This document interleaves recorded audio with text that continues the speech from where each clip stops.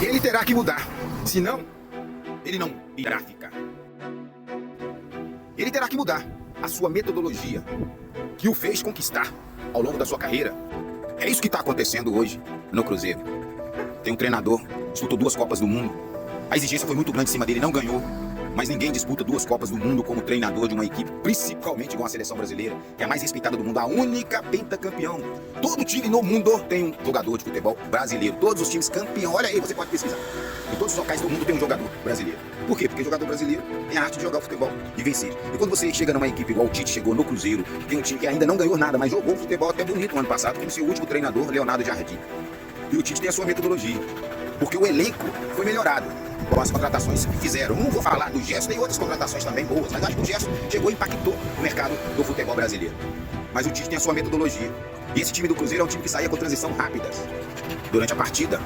E as equipes que jogavam contra o Cruzeiro, a maioria delas, não importava qual equipe, sempre no final da partida era detetor da posse de bola, tinha maior tempo de posse de bola. Mas quando você olhava o resultado do Cruzeiro, havia vencido a partida. O Cruzeiro não perdeu para nenhum time tido como time grande do futebol brasileiro no Brasileirão do ano passado. E agora já iniciou o Brasileiro perdendo de 4-0, uma chapada, uma pancada pelo Botafogo.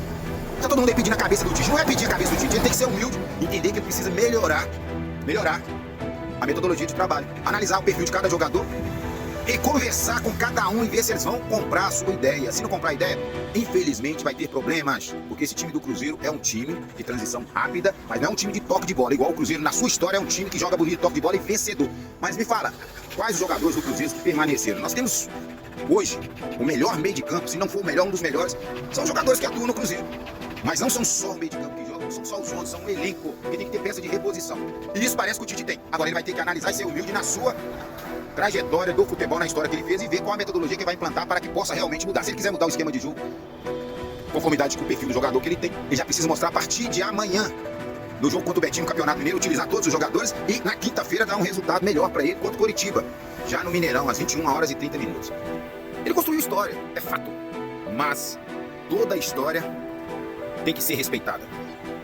Mas para construir uma nova história, principalmente em ambiente diferente do que era acostumado, para construir história, com situações diferentes que não tinha ainda vindo ou lhe oferecido, precisa de mudança.